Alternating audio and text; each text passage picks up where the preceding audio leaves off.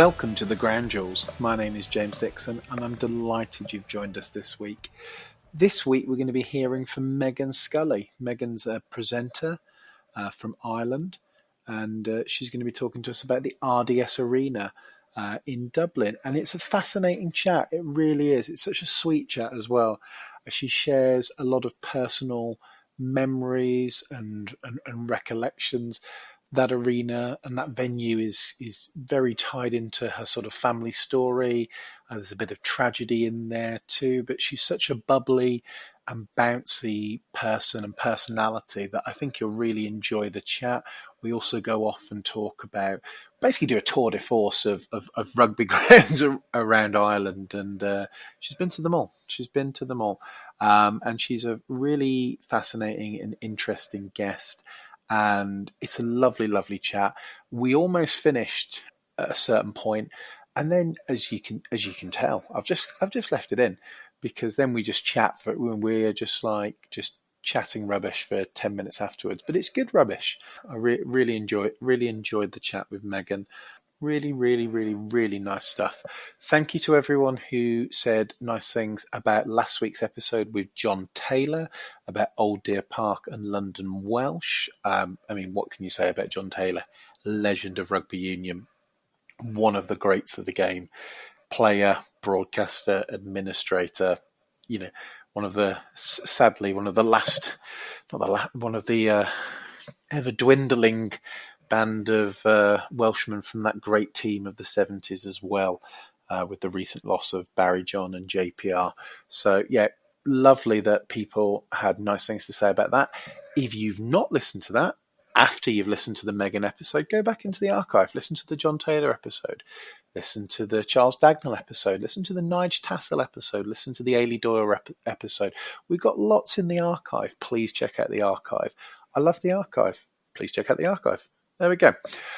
As regular listeners will know, we try and do an around the ground segment before we going into the interview. And there's so much news in Stadia this week. I don't know why there's so much news, but there's loads. So, I'm going to have to do it whistle stop, but Stockport County are looking at redeveloping Edgeley Park, trying to go up to 18,000 seater stadium there. That's interesting. The Alexander Stadium in Birmingham looks like UK Athletics aren't going to use it for the Olympic trials, which means it's not really been used since the Commonwealth Games in 2022. What's going on there? This was supposed to be the home of UK Athletics. This was supposed to be the new sort of national stadium, really, for athletics, and they're going to smaller, presumably cheaper venues in Manchester. Where is that athletics home in the UK? For a long time we had a meeting at Gateshead, we had meetings at Crystal Palace, we've got the anniversary games in London at the London Stadium. What's happened to the middle of that country? What's happened to Birmingham? What's happened to that stadium? It's less than 2 years since the Commonwealth Games, and it doesn't seem to be used. They were talking about turning it into a speedway track. Great that it should be, but shouldn't it be being used for athletics? Yeah. In other speedway news, I told you there was a lot on this week. There's been a reprieve for the Coventry Speedway Stadium. There was a big threat hanging over it in terms of being and to develop for houses. The planning application was turned down, and then the developer has not filed an appeal. So that stadium, that speedway venue, is staying. Big tennis news as well in terms of stadia. Queen's Club in London has announced they're going to hold a women's tournament for the first time since the 70s. You might think, oh, that's great on the surface, but what does that mean for Eastbourne? What does that mean for Nottingham? Already the two biggest tournaments in the country happen in London, obviously Wimbledon, and then the men's tournament at Queen's. What's happening to the tournament at Edgbaston? Are we just centralising our tennis in London? And then, if I'm allowed one indulgence, let me please briefly talk about the Chicago Bears. A few years ago, the plan for Chicago was to move away from the waterfront on Lake Michigan, and move away from downtown Chicago to a suburban venue. That plan appears to be changing. There's a new mayor, there's new executives with the team, and they're talking about redeveloping the lakefront area, the Grant Park area. And if they can get the right stadium in Chicago and bring a Super Bowl to Chicago for the first time, that will be an amazing addition to what is one of the world's best cities. If you ever get the chance to go to Chicago and you will have a good time gastronomically, from a cultural point of view, from an entertainment point of view. It is a city that knows how to have a good time. I'm obviously biased. I'm a Chicago Bears fan. I've been there a few times. I love Chicago. And if they can stay in the rough area of Soldier Field and expand it, because Soldier Field, while being a very historic stadium, is also the NFL's smallest stadium. So they need to increase their capacity. They need to increase their revenue. They've got the number one pick again for the second year in a row, although this year via a trade. You'd think they'd get a good quarterback out of that number one pick. Maybe in a few years' time, Caleb Williams, if that is the number one pick, will be playing in a brand new stadium in downtown Chicago. That's the hope anyway. But enough about developments with Stadia. Let's go and listen to Meghann talk about the RDS.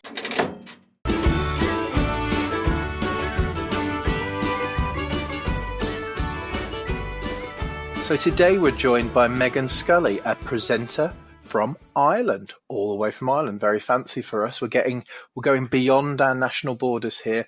And Meghann is going to join us and talk about the wonderful RDS Arena in Dublin. Meghann, welcome to the Ground Jewels. Thank you so much for having me. I'm delighted now, because I know we've been a while trying to tie down a date, and we finally got it. We're here, and yeah, it's great. It's great to chat to you. Yeah, I saw you doing some stuff out during the Rugby World Cup when I was out in France, and you were there with Ireland, which was, wonderful for a few weeks and then heartbreaking, following the pattern of all great Irish rugby teams at the World Cup.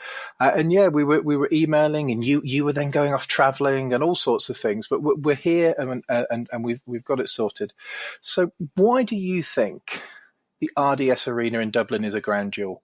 Well, I suppose it's kind of all, I guess it's just somewhere that's really close to my heart. So we'll go right back. I was born in October 89, and the RDS Horse Show takes place in August. So it's been going on for years and years. Like it's right in the heart of Dublin City, in like the south side. And to me, it's always just been fascinating, because for that 1 week, you literally have thousands of horses in this really condensed area among all these houses and hotels. And I don't know, I just always find that so fascinating. But I first went to the horse show when I was 10 months old. I think I got the dates right. So yeah, my mother brought me as a baby, and my father just has always been involved in the RDS. He grew up on horses, he competed in ponies, he was show jumping. So he kind of was very much so part of the makeup of the RDS for so many years. So I was delighted then when I came along that he brought me along. So my parents separated then when I was about 3 or 4. And sorry, I have 2 cats here. So one of them just tried to walk on top of my laptop. So apologies, there could be disruptions. So then what happened was we just basically... I'm just going to throw the cat out there. He's gone now. He won't disturb us. Nothing better than live. Basically then my father continued going for every year. And then he started bringing me along, I guess, when I'm going to say... Do you know what? I'd say from when I was 3 or 4, but he always seemed to have this kind of idea that I was very much so a grown child and could look after myself. So he would always commentate in the main arena, or else he'd do commentary and he'd do stewarding. So when you steward in the main arena, it's kind of like an honorary role. And on the days like the Aga Khan or the Puissance, he'd go out in the arena and he'd wear his top hat and tails, because that was the dress. And it always just looked so like beautiful, because we'd stay in the Lorry Park, and we'd stay in the old Belvedere, which is also a rugby club, and we'd park up there for the week. And like my dad would come out of the horse lorry in the morning dressed to the nines in his top hatted tails, and sometimes he brought the cane just to have, add a little bit more, and off you go for the day into the main arena. But also there is an area called the Pocket where you can book a table for the week, and it's kind of like a pop-up restaurant for that week, and you'd sit and watch all the show jumping. So he always had a table, and it was kind of my job to, I guess, man the table from when I was very young. So he'd be bringing up guests every day, and I'd be going down with tickets and bringing them up. And there was a great sense of freedom, because, as I mentioned, my dad would literally let me off for the whole day. And I just always stayed around the grounds. I know the place like the back of my hand. And I would, every few hours, I'd check in with him to say, okay, I'm here, I'm actually fine. And the one rule was I could never leave the actual area of the horse show. I wasn't allowed to go outside onto the street or out onto where the restaurants and bars were. So that was always the golden rule. So I actually never once broke the rule in all the years. So I guess it's somewhere that I still go every year. And it's just, for me, every time I go in there, I always just feel kind of a sense of emotion. I feel, I don't know, a sense of pride, and I just love being around the horses. And sadly, I lost my father in 2006. So for me now to go back every year, it's such a special occasion. It's the place that I feel closest to my father because of all those years that we had together going around the horse show. Oh, that's a lovely sentiment.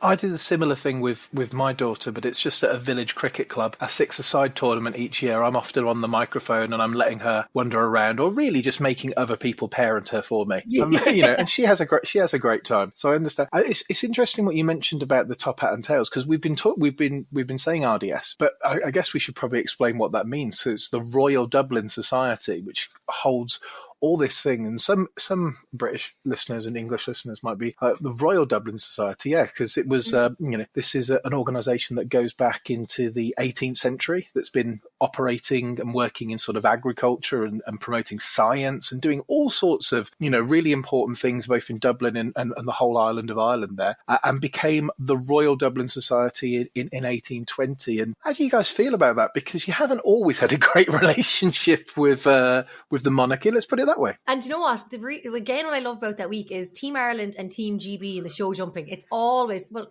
obviously, anytime Ireland take on England in anything, it could be, do you know what? It could be snails racing. It'll still be highly competitive. And that's what I've always loved. And, Team GB always bring, well, as far back as I can remember, like from the 90s, and, the Whittakers and some big names that come over. And it was always, for me as a child growing up and loving show jumping and loving horses, it was always just amazing, as I said, to watch all these absolute superstars and to see these like Nick Skelton and all them and taking on the Irish team. And, obviously teams come from all over the world, and it's not always Ireland and England that win, but it's just to see these athletes, and like that's the way the horses are just superb. And then the riders and the whole connection and the course. And I used to love then going out and walking the course as well with my father, because just to see the height of the fences alone, like I was tiny, and I just the whole part of it. But yeah, it's funny because I guess while there is a lot of, I suppose, animosity, and there can be a lot of, the history is there, I still think when it comes to sport, it's the one time that we're all unified, and it's the one time that in Irish terms there's always great crack, because we do love that camaraderie and the competitiveness. And I like to think that, I love going over to England. I love going over to Twickenham, and I love going to any games that involve Ireland and England, because it, no matter what, like it never gets too political between us. It's always just about having fun. And, it's like, obviously we love to beat you, so that's and when that happens, it's even better. But then when you guys win, we're like, do you know what? Sure, look, better team won on the day, and we take it well. So I know it obviously it's quite historical, and in Dublin alone, there's massive history dating way back. But yeah, I just think something about the RDS, the Royal Dublin Show. Like I grew up on ponies, and they also do showing, and there's not just show jumping, and there's loads of great events happening all week. But it was always the thing for anyone who takes part in any sort of showing or show jumping is to compete at the RDS. It's the creme de la creme. It's where you want to be come August. And I've loads of friends that still compete, and that's the one you go for. Now, sometimes the prize money mightn't be the biggest of all the shows. There's bigger probably prize money around the country. But the RDS is where you want to be. And as well then, like I've known from listening to the adults when I was younger, if your horse competes in the RDS, it doesn't matter where it comes. Once it has competed, that sale price automatically goes up. They don't have to offer big prizes. They've got all the history, and they've got all that heritage that they can trade on. When you're watching show jumping, I've watched a little bit during the Olympics, and when I say a little bit, I watched the modern pentathlon in London. That was at Greenwich. It was a fantastic venue, and I understand they sort of meet their horses on the day, and they're sort of given like a pool horse, and they go, and it's sort of the skill of the rider to kind of how much they can control them. And it was fascinating watching, obviously, the timing and the points element to it. What are you looking for when you're watching show jump? Oh gosh, I don't know now. If any of my horsey friends are listening, they'll be like, what is this one saying? I know, but like I always remember, like you'd you just kind of would know when a horse come into the arena. Obviously, all horses have different personalities, and anyone will tell you that. Like, some horse could come into the arena and be bouncing around the place and just be really hyper and ready to go. Some come in really chilled and relaxed because it's just their job. You know, they all come in with different kind of personalities as well. And it's probably like, you know, like human athletes as well. Like, you know, even rugby players, some of them have to listen to music and completely zone out from the players. Some of them, you know, like to kind of chat. Some of them like to have a nap. And it's kind of the same with, it is the same with animals, like, because they're the same way. They're trained and bred to do a job, and they know what that job is. And you can see when a horse jumps a double clear round. Now, obviously the crowd erupt and there's a roar and it's great fun. And this is the thing with show jumping and the RDS. No matter what country gets the double clear, you are cheering, because the courses out there are so technical. Like, you can't just, it's not just saying, oh, my horse is good at jumping, I'm just going to pop around this course. Like, there's like double jumps, there's triple jumps, there's like there's oxers, there's stuff with like colors in it, there's different kind of water trays, there's a water jump. So there's so many different variations, and then there's so many different techniques how to ride into a jump. And then some horses might like to go in deeper, some might like to take off sooner. And so that's where you realize how connected the rider is to its horse. Like, they're spending pretty much every single day with this animal because they want to get to know them inside out, and vice versa. And like, sometimes you'll hear stories where I might have a horse and we just don't connect, or we don't gel. We're not getting on right, and I can't seem to get the horse to work or go right. But then my friend might take it and they might just click, and suddenly they're jumping clear rounds. And so that's what a lot of it's down to as well. It's about kind of, but it's kind of like being in a relationship. Like, you kind of, if you like someone, you're going to want to see them again. If you don't like them, you're not going to want to see them again. So I think it's kind of like that with animals. And it's just like magical, because as I said, you're going around that course. There's a clock as well, so there's a time. And just seeing them steer and the sharp corners, and then taking a wider turn. And I always, at the RDS every year, you get your little your team sheet with all the like participants and the teams, and I was always there with paper, and I was one jotting down times and faults and constantly scribbling. And I loved keeping record, even though obviously the board would flash up every so often with the leaderboard. I had to have the pen and paper in front of me because I loved it. So yeah, it's just, again, it's about finding the right horse. Like, you hear some of these like stories where horses are bought for thousands upon thousands, but then you hear these incredible stories where someone found a horse at a local mart, bought it off a farmer for a couple of hundred, and it turns out to be this absolute machine of a thing that goes on to win loads and wins millions in prize money. So it is, I guess, like any sport, there's risk and reward. But I just think it's just so magical as well, because you look at a horse and its muscle and its shape and its shine. And, you know, a huge part of show jumping is also how they're turned out by their groom. And like, they often do the best turned out, or, you know, like at any event, the best dressed. So there's just so much to it. And, you know, if a horse isn't right, the jockey will know, or the rider will know straight away. Like, I've seen my father actually represented Ireland, and like, he'd sit up on a horse and he just straight away be like, something's not right, straight down, check it. And, you know, whether it's like something wrong with a leg or a knee, or something with the wind, or, you know, there's so many different ways. So I think the more connected you are to your animal, the more you know exactly what's going on. So in that way, it's just fascinating to see the horsemanship and the connection. And I've watched some like documentaries over the years where like you'd see someone and they might have gone on better with the horses than they did with the humans, because it's just that kind of, there's this like communication you have with them, even though obviously you can't speak to them, but there's just this connection you'll just have sometimes, again, like a relationship, when you have that like almost organic connection. And that comes with horses as well. And I just think it's just so magical to watch. Oh, we can tell the enthusiasm is coming through the screen here, and I can evidently pick up on your passion for horses.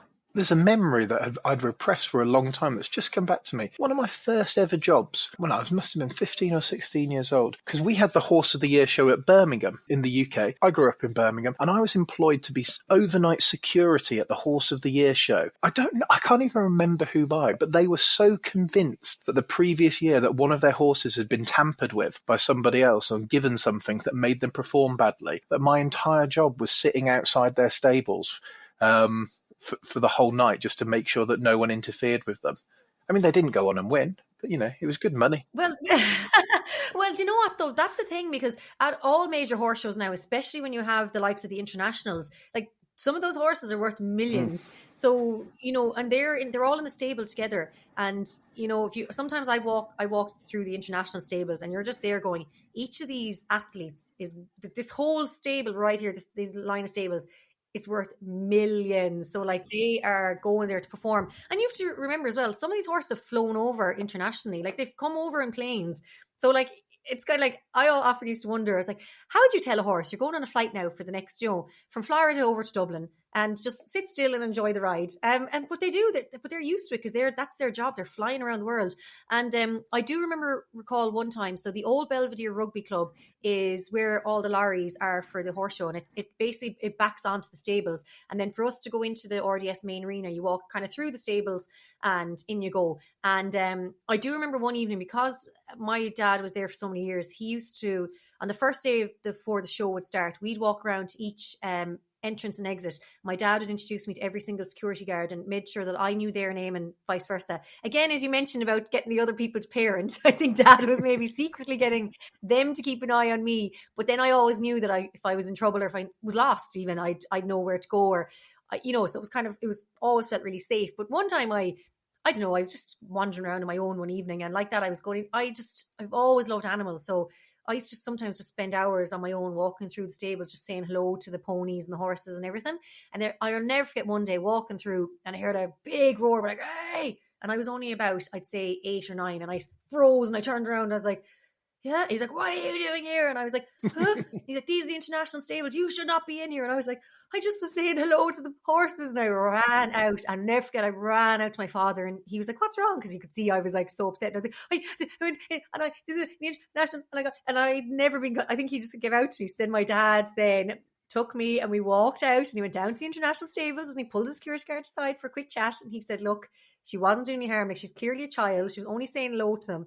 And he was then obviously very apologetic. But, it was just little things like that. Like I would have aimlessly spent hours walking through those stables. And like, you have to remember that they're there for the week. So they're mucking them out. And what they do is they put all the dung and everything just right there in the middle. So I used to always have to dress up going into the table to my dad and his friends. So, I always had my little dresses and my lovely shoes. But I'd be walking through the stables on the way there, and I'd be coming out the other side, and I'd be like looking down, and I'm like, oh no. And my dad then wouldn't be too happy because my lovely little patent shoes would be covered in horse shit. And then I was like, uh-oh. So he was like, can you please like try not walk through the stables, or at least walk through with your dirty boots and then change. So that's just kind of the way it was for me. Like, so I'd be in my lovely dress at the table. If you looked under then you see like the dirty shoes.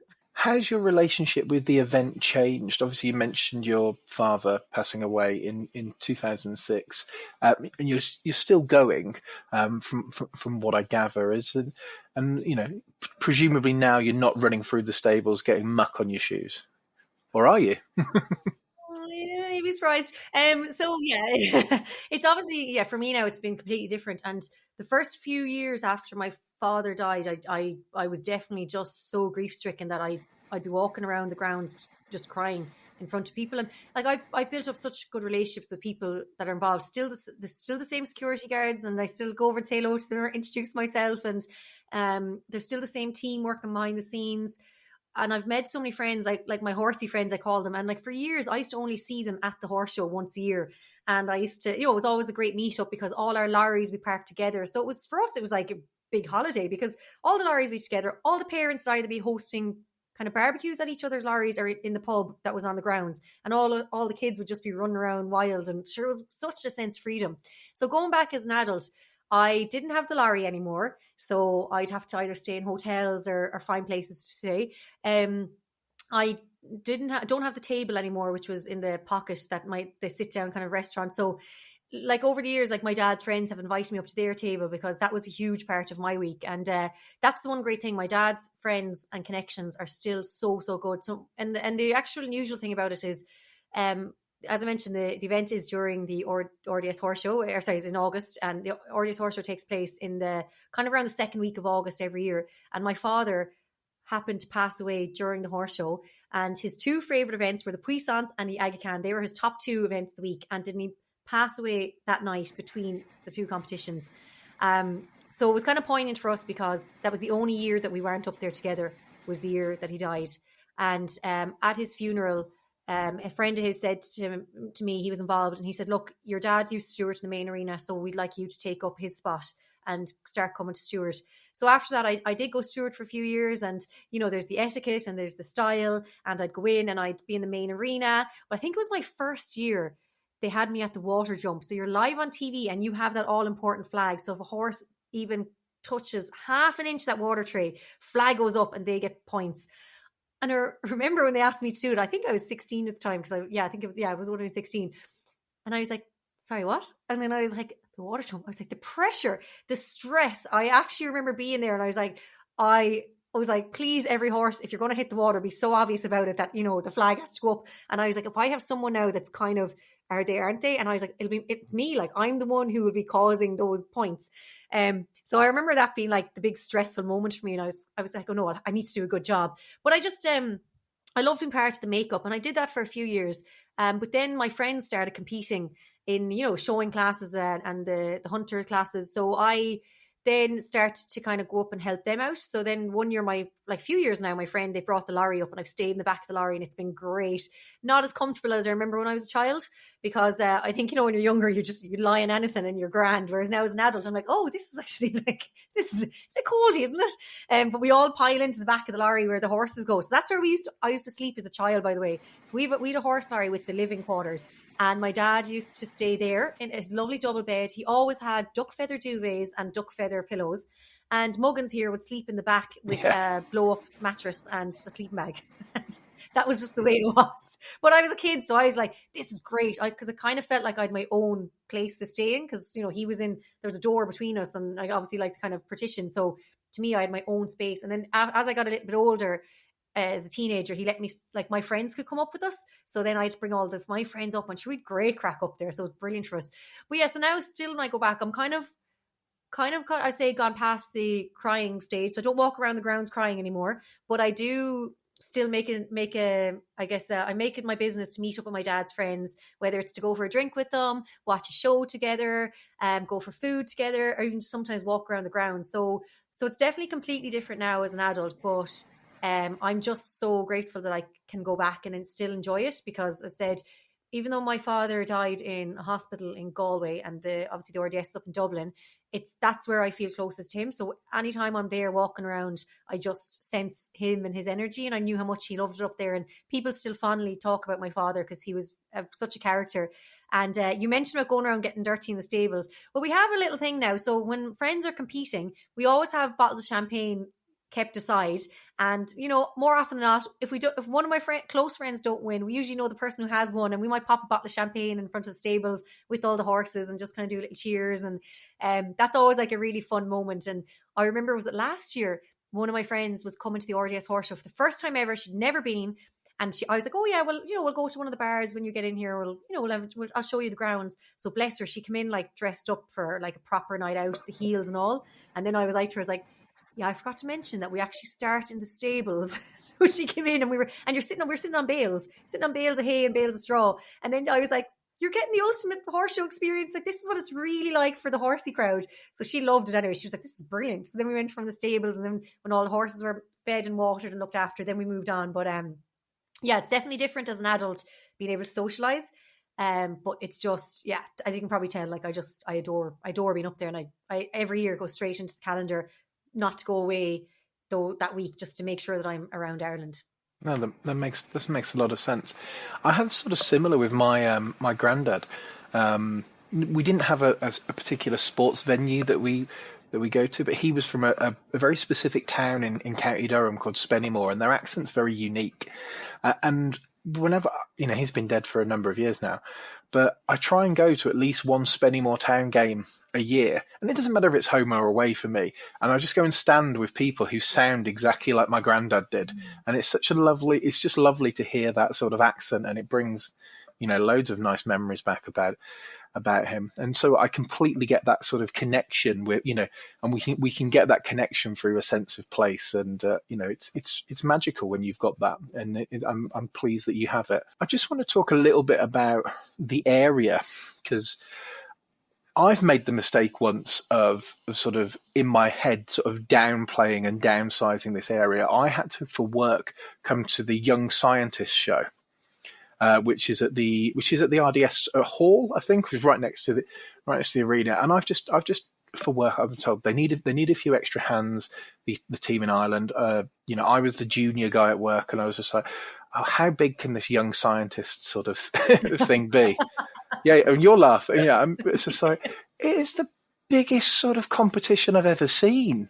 And this is sort of right. It's the arena's bit. You're talking about Belvedere Rugby Club. That's the home of Ollie Campbell. It's a great historic rugby club in Dublin. And this is the area of sort of southeast Dublin where you've got Lansdowne Road, you've got the Aviva Stadium. It is sort of a real sort of leisure and sporting hub of Dublin. I know obviously Croke Park's in the north and that's different, but in terms of this area and the sort of scale and size of it, it's really impressive. Yeah, it is. And I suppose the area as well where the RDS is a very affluent area of Dublin. I'm not sure if you've taken a stroll and seen some of the houses. Very nice. And to be honest, sometimes when I'm up there, if I'm up for whether it's the horse show, well, actually, no, when the horse show's on, I actually don't really leave the vicinity. But if I'm up there for something else, like rugby, sure, in the Aviva Stadium, and if I have some downtime, I just love walking around. I actually lived up there for a couple of months when I lived in Dublin a couple of years ago, and I just love walking around, admiring these lovely houses. I was like, this is just fantastic. But it's funny, yeah. So the RDS has become renowned for so many different events. Of course, you mentioned the rugby already. It's the home of Leinster Rugby. The horse show is definitely the number one for me. But yeah, it has BT Young Scientists.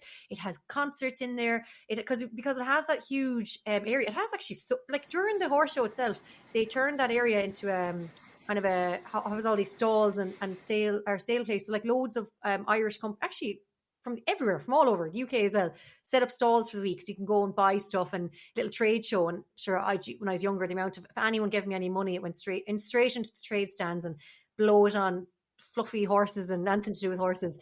But that goes on quite a little bit. I see like buyers events and everything. It's a massive, massive area. And then you go across, as you mentioned, so to go across the Old Belvedere, you have to go through Simmons Court. So Simmons Court's also part of the RDS, and that's loaded sand arenas and outdoor.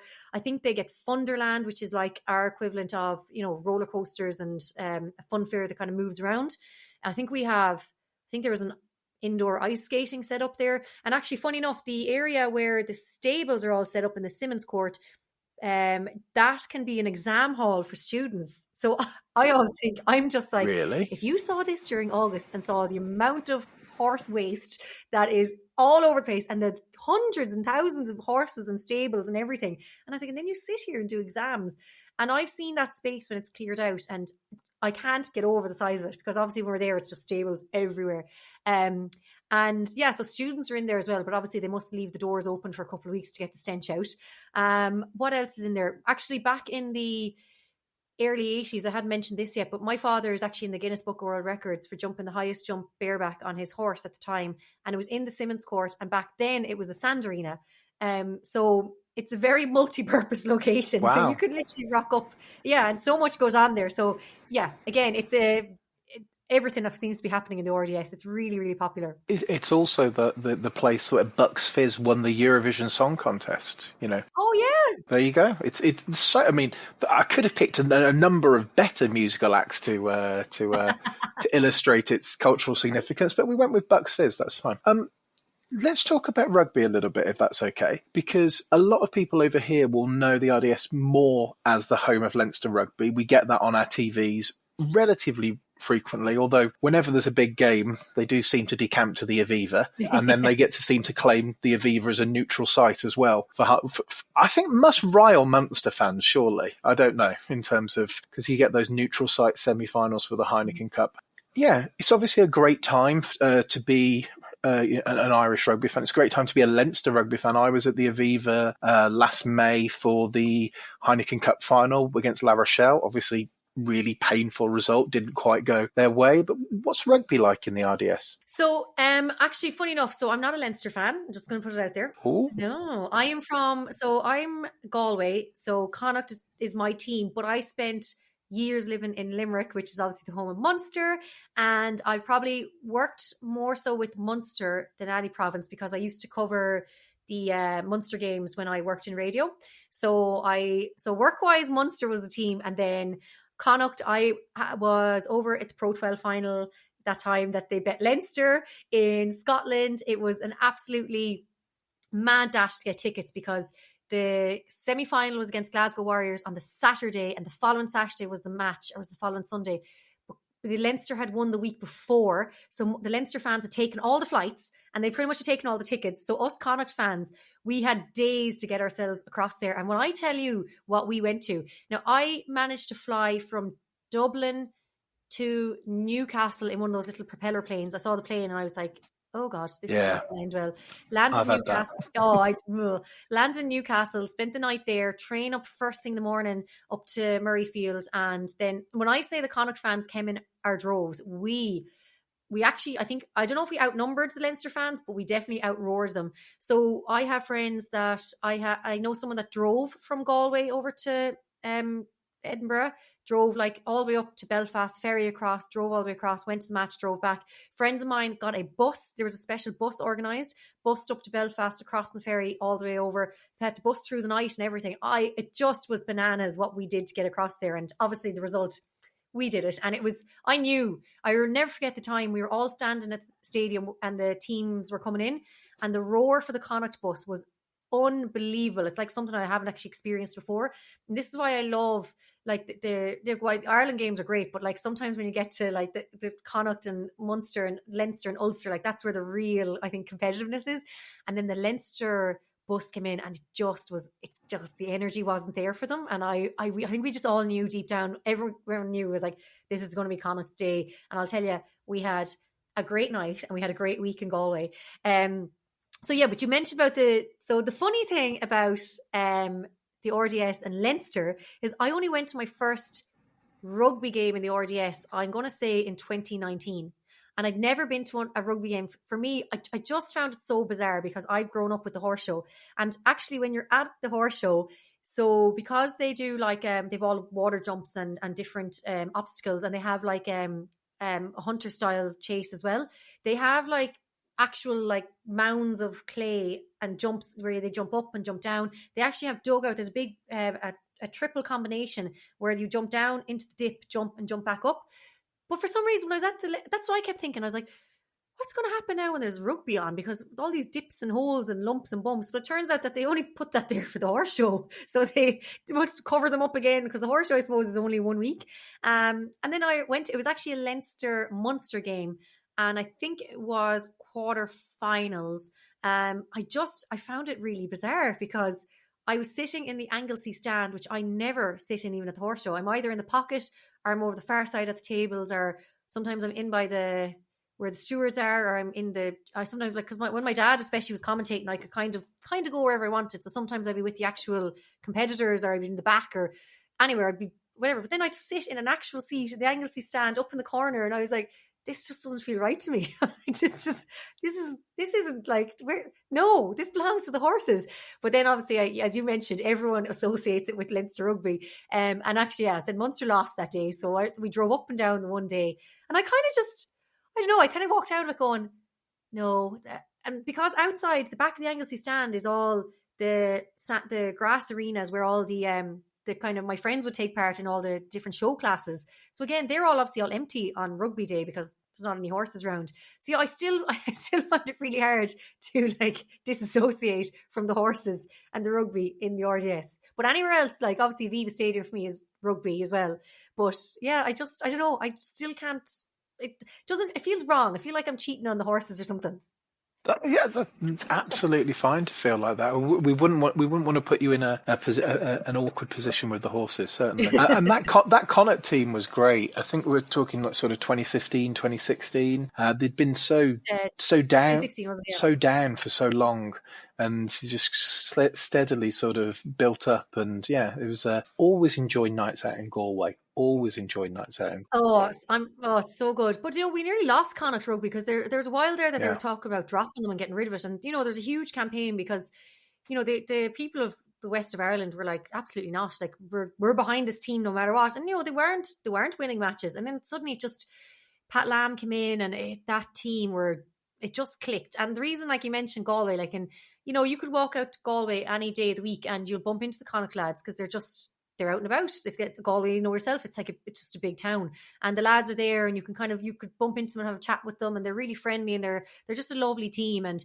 the sports ground is a very special place. And I think I was talking to someone about this, and I was like, when they get this new Dexcom stadium in, I was like, I really hope they can hold on to the passion and the energy that the sports ground has, because anyone that's been there, it's actually a greyhound track. That's what it's a greyhound track, and then Connacht just have the pitch in the middle. The greyhound track goes around. And I've been for the dogs as well. Great fun.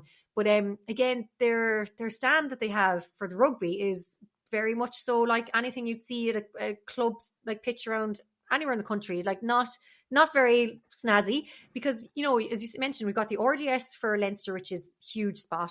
We've Kingspan for Ulster, which is another great spot. Thomond Park in Limerick, which is magical.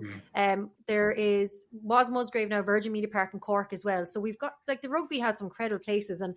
But the only thing is that stand in Connacht, I've had some of the greatest days of rugby in there. And I'll never forget, because it's west of Ireland and we're also on the Wild Atlantic Way, and anyone that knows Galway, it rains all the time. I'm sitting here now in Galway and it's been lashing all day long, and trying to get outside it's just, unless you have rain gear, there's no point. But I'll never forget one time like being in the stand, and actually a friend from the UK over with me, and because I used to live in London, and she came over to go to a match, and the rain was driving in on top of us. And even though we were in under the shelter, it was driving in, and it was like coming around down our necks, even though we'd hoods on. And then she was even like, she goes, "This is crazy." She's like, "I don't understand. We're at the back of a stand. We're wearing coats with hoods." And she was like, "I'm soaked." And I was like, that's just Galway. I was like, that just goes hand in hand. You have to know when you come to sports ground, you're just going to get soaked no matter what. Like even when we go to Connacht games now, the girls and I, you have to have spare clothes in the car. Like you just, because usually like the plan is you go to a match and then you walk into Galway City, because it's only a couple 100 meters and you're at the first pub. So you always have to have the spare clothes, because you'd be doing well to get out of there without being absolutely drowned wet. All the provincial Irish rugby grounds you can have a fantastic night out at, and they're the one whenever, because my team's Leicester Tigers, whenever we get drawn in a pool, I'm always trying to see whether the Irish match fits in around my birthday, because my birthday's in December, and I'm like, can I get to Belfast? Can I get to Limerick? It doesn't often happen. It is fantastic. Can we briefly talk about France as well? Because obviously you were out there for the whole tournament, or just for bits and pieces? I did 4 weekends, so we were flying over and back. I think I did 3 weekends, so you're one up on me there. Genuinely, the Irish fans made that World Cup. I'd say the French. Oh, the French were great too. They were fantastic hosts. I'd say they were, like, that weekend must have been so bad for tourism, because the Irish and French got knocked out, and it was like that.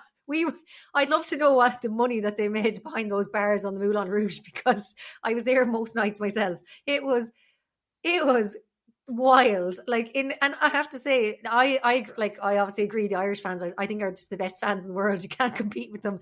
But like, I remember one stage, the girls and I were standing there watching, and I think you'll have seen, if you didn't see it for yourself in real life, you saw it on social media. They had a ball and they just kicked it over and back and over and back for hours. Yeah. Hours. And the one thing I love about the Irish fans, and like I was in the middle of them as well, as much as I could be, like we're harmless. Like, we're not out to cause any trouble. We're not out to like cause any sort of drama. We're just there to have fun. Like, did you see them with some of the police cars coming down?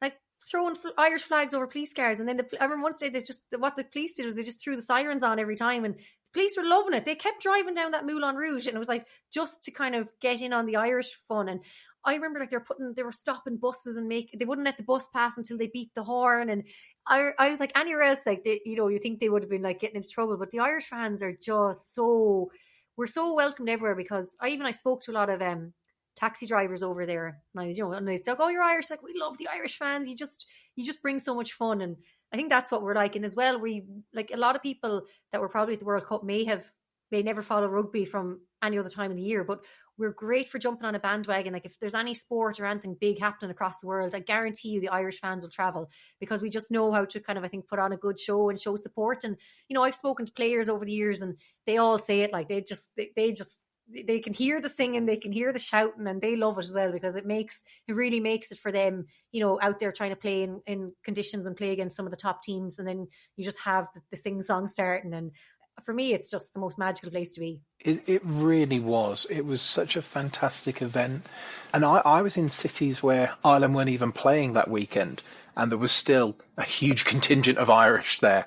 It was just, I was in one weekend in Nantes, and you guys were in Paris that weekend. And, there were loads of Welsh fans, and there were loads of Argentinian fans, but the third biggest group was Irish fans. You were outnumbering the Georgians and the Japanese and it was just a wonderful time. And that weekend when you lost first and then France lost, I remember sitting on my sofa because I was back that weekend and just being just devastated that it was over, because it should have been that time. If we could have had an Ireland France final, that would have been the perfect way to end that World Cup for me. But it was heartbreaking. But I remember being in the stadium for that game that day, and the energy was completely different. Because every other game before that, we were the singing and the chant, like electric, and you just kind of knew the energy was there. But I feel like against the All Blacks, I suppose you're never really going to. You're not really going to beat the All Blacks every time. Like they're such a brutal team, and it's like they're always out to get revenge. And I have been lucky enough to see Ireland beat All Blacks. I was over in Chicago in Soldier Field, and that was wow! Like I actually nearly couldn't. Yeah, and actually, at the time I was dating a Kiwi, and we were there together, and I was like, "Oh, we're actually beating them." And because he thought, he was like, "Yeah," he's like, "Come on, let's go to a game together and let's see how this goes." We flew over to Chicago together, and we're like, "Oh, it'll be great." And I was like, "Oh God, we're playing the All Blacks, lovely." And then we won, and I kind of was like, he was stunned. He couldn't talk because he was so stunned, and I was like, "Oh my God, this is history." I was like, I'm witnessing history right now. Anyways, needless to say, we did stay together for a while after that, but that was definitely a good test to a relationship. But over that time in France, the singing wasn't as much as it was the other games. Like we weren't putting in the same energy, and it's like the fans were really nervous. It was like the nerves had gotten to the fans and possibly to the players as well, or I don't know what it was. Just something wasn't the same, and you kind of felt, oh, I don't know if we can do this. I don't know if the same. It was just heartbreaking. Like it genuinely was heartbreaking. And I remember leaving the stadium, and everyone was just so defeated, and it was like this big dream had just come crashing down. And like we have our team are like at the World Cup, and the team now are just. Like, we've never had such a great team. Like we've had incredible players as far back as rugby goes, but like now we just have this superb squad. And like I think the whole world, as you mentioned, like everyone was just gutted for Ireland. And I think the fact that everyone realised that the party was over as well, it was heartbreaking. And I know everyone talks about this kind of quarterfinal curse, but I don't know. I hate when people, especially Irish fans, give out about the Irish team or give out about the saying, calling them battlers and all this. Like they're not. And as I said, like it's not often you get to play on the big stage against those super teams. And I think Ireland have proven that, look at the Six Nations bouncing back from that World Cup defeat. Like the team could have easily, kind of not thrown it away, but kind of, been like, oh, I need a break. Because, the World Cup took it out of me. I don't know about you, but it took it out of me going over and back. So I can't even imagine what it did to the lads. And like the fact that they're just able to pick themselves up again and just get their way back up to that number one spot. I mean, I just think they're class. I'm like, I will support them morning, noon and night, and I'll travel. I can't wait to travel next part of the world over to see them. And I just think this rugby and the team, they just bring so much joy to everyone. And yeah, long may it last. Anyone who thinks they're bottlers just doesn't understand sport. Yeah. That is just, maybe in the past there's been times where Irish teams haven't turned up for quarterfinals. I think 2003 against France, where you had a good team and France were dominant. But to go that close against the All Blacks, who then almost won the whole thing themselves. No, you're a great team.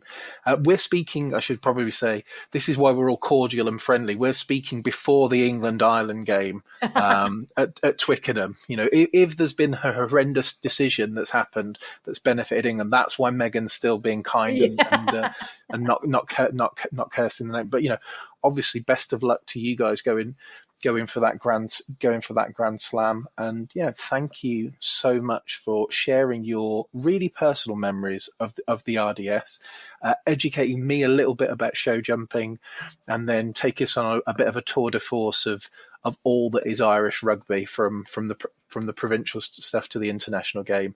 It's been really great hearing from you. So thank you for joining us. Thank you, James. Thanks so much for having me. It was actually really lovely to relive some of those moments, especially when I was thinking about Chicago and the Pro 12 final, and of course the horse show every year. So no, thank you for having me. It's just, as you can probably tell, I've been smiling the whole way through. So as I said, I just assume that's how you are normally. So I've never seen you not smile. So it's good for me.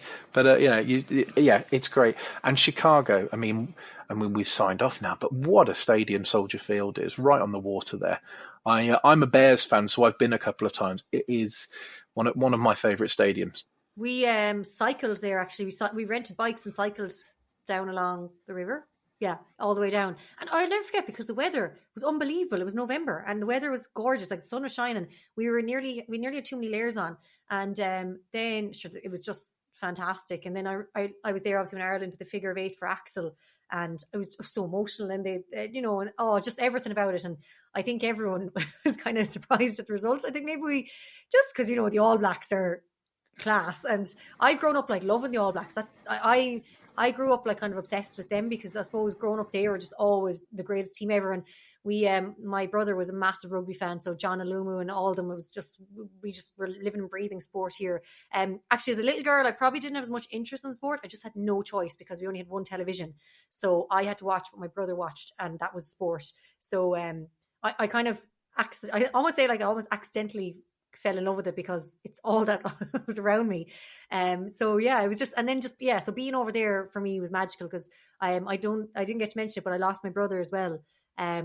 He died the year before my dad, so like little things like that, like he never got to, those matches, like that would have been dream come true for him. So to be able to go now and relive all the, like, be involved and be part of all these sporting moments is kind of like almost like I'm doing it, for him as well, because it's nice to be able to live on. Like, that's why we became kind of more of a rugby house after he passed away. My mum and I suddenly started kind of to invest more time into the rugby, and then we're both kind of going, oh, actually, do you know what? Now that we kind of can watch this without, he's not making us watch it, we're like, we actually kind of really like this. So now Mam and I watch all the rugby, and we watch everything, anything that's on the TV. My stepdad isn't really into sport, actually. So sometimes I think he comes home and he's like, oh God, what are they watching now? It's like we're switching from the hurling to the football, back to the rugby, and like over and back. And and the radio is going as well. So I think sometimes he just kind of he now has to enjoy sport, because he's not allowed to watch anything else. Oh, that's good. It's what he's married into it. So he's chosen that life. Yeah. So it's gas. So like, I've actually taken them to Croke Park now to games, and I think they've enjoyed it. Like, they've kind of, they've enjoyed the crowd and the noise, but I think it's just sometimes the like driving up and down can be a bit tiring for them, but they enjoy the crowd all the same. But I do think they sometimes prefer, like, my mum now wouldn't have come to the World Cup or anything. She's like, prefers to be here sitting on the couch watching it in the kind of comforts of her own home, whereas I'm like, get me to the stadium. Yeah, there's a time in life for that, isn't there? And there's I'm rapidly about to enter my 40s, coming up sooner than I'd rather, and I'm trying to get as many sort of sporting experiences under my belt before I feel like I've got to be at home and doing the taxi service for my kids when they're going out. So it's a race against time for me at the moment. But yeah. But thank you for everything. Thank you for sharing so much, and thank you for talking so brilliantly about all these different things. I now want to go off and talk about Croke Park with you, but we really just don't have time. We'll have to come back for part 2. We will, and I can tell. I was there. Well, here's a teaser. I was there when I don't think it was his debut, but I think it was his first big start when Johnny Sexton got the start against South Africa, and Ireland beat South Africa at Croke Park. Yeah. That was... Oh, yeah. But remember the controversy? That's when England played in Croke Park. Yes, I do. I don't think I'm the best person to speak on that, though. I just remember that was like another historical moment in sport. But like, again, you see, just at rugby, like, everyone, no matter what, everyone's out to have fun. So like, everyone... Do you know, so like, it's really important to recognise there was so much controversy about that. And... the English national anthem was impeccably observed at Croke Park. Impeccably. And it's rugby, not football, and there is a difference there. But we don't have that say. We have had problems, particularly and the football side of things in terms of respecting other people's national anthems. And if you guys can extend that respect to England in Croke Park, knowing what happened there, then anybody can do it anywhere. Yeah, true. Actually, yeah, like we do. That's the one thing about us. That's the one thing. Sorry about them. I didn't actually say about the when we got knocked out of the World Cup. So I met a load of people that had never seen the haka in real life and were dying to see it. And I said to them, I was like, "Oh, wait till the haka!" Like, I love the haka. I said, "The haka in real life is like it's incredible." So a load of people are saying to me, "Oh my God, it's my first time to see the haka." Like Irish people, like, can't wait. And then sure, the singing, the Irish sang so loud they drowned out the haka, and then you couldn't hear the haka. And then I was going, my friends and I were sitting together and we're like, no, you can't, you can't drown out the haka. Like, what are they doing? You can't out sing the haka. And then after that load, like obviously we lost, but a load of my friends and were so disappointed because like, we never got to hear the haka because everyone was singing so loud. And I was like, oh my God, like you can't interrupt the haka. And they mic'd it up. It's not. It's they in all those states. It was completely mic'd up. So if you to outsing that, you go, is an amazing feat as well. Yeah, geez, we're some singers as well. I'm like, oh God. I actually, do you know what? After the South African game, I'd met these South African guys because we were chatting to them beforehand, and then we all met afterwards in the bar, the Irish bar outside the Stade de France. And then I'd met up a load of other Irish people, and I was saying we were all going to an Irish pub. So I said to the two lads, I was like, do you want to come to the Irish pub with us? I was like, it'd be good fun. Now, they both played rugby and they're now coaching rugby in France. And like, standing beside us, like you could tell they're South African. They're tall rugby guys, look South African. And then that was grand. And then I was like, do you want to come with us? And they were like, okay. And I was like, honestly, I said, you'll have great fun. I was like, nobody's like, whatever. So of course, as soon as you get into the Irish pub, everyone was straight over, be like, and like winding them up and having like just yourself having the crack with them. And sure, they loved it then. They were like, oh, because I think they're a bit hesitant at the start, thinking, God, should we go like should we land into the Irish pub? And I was like, honestly, you'll get the biggest welcome ever. I was like, they might slag you a bit. I was like, but like, it's all in good jest. So they came anyways, and sure, they had a great time. I bet they didn't pay for a drink either. They just had to take a load of abuse. Yeah, and then you're right. People were just coming over, like having the crack with them. And then suddenly someone turned around and throw a pint in their hand, and they were like, "What's going on?" I was like, "Yeah, that's the way." I said, "You'll get slagged a lot now." I said, "But they mean it in a good way, and then they'll buy you a drink as kind of to let you know that they don't actually really mean it." And they were like, okay. And then they were trying to buy people drinks back because, they're like, oh, they're buying me drinks. And then it was just kind of becoming this, like, there was just drinks everywhere then because everyone was trying to buy everyone drinks. And I know they loved it then. And they were like, everyone was coming, like people were just literally, like, we were all sitting down then in one, like near the bar, and people were just coming out of their seats to come over to chat to the two boys and kind of be like, oh, like, it's like, winding them up and everything. But fair play to now, they took it really well and they really enjoyed it. And even they said themselves, they were like gutted that the Irish fans were gone. So then afterwards, when they won, I said, well, girl math, I said, if we were the only team to beat South Africa and South Africa win the World Cup, therefore we won the World Cup. And they were like, yeah, that's how it works. So no, they were really good then. And they were kind of like, as you said, like everyone was disappointed when the Irish got knocked out. We were disappointed when you got knocked out. And 4 more years, who knows? Australia 2027. I'm sure you'll be there if you can be. Oh, I'll be trying my best. Hopefully I'd love to get over there, whether it's for work or just for the crack, but that'd be the dream. It's cheaper to go for work, so I suggest you try and go for work. Hopefully. France nearly bankrupted me. I'm not sure what Australia's going to do. Yeah, so you start saving now and then maybe take out a few loans. Meghann Scully, thank you very much for sharing your grandeur with us, and thank you very much for your time. Thank you so much. That was the wonderful Meghann Scully talking about the RDS Arena. I didn't know there was that much to know about show jumping, and maybe that's naive. It's not one of the sports that's regularly on my radar, probably, But any time you hear somebody talk about something that they're incredibly passionate about, it's a conversation that I can engage with and I can immerse myself with. And there is no doubt that she's passionate about show jumping and particularly passionate about the RDS. And I could listen to Meghann talk for hours. She was joyful and joyous to spend some time with, and I thank her for giving her time to the podcast. That's all for this week. Next week, we're talking about a course for the first time rather than a stadium or a venue, which will be interesting for us. We're talking about the championship course, and what you might ask is the championship course. Well, it's the course that the Oxford and Cambridge boat race is rowed along. The boat race is a staple of British life, whether you love it, loathe it, somewhere in the middle. It's one of those things that's been on TV since seemingly the year dot.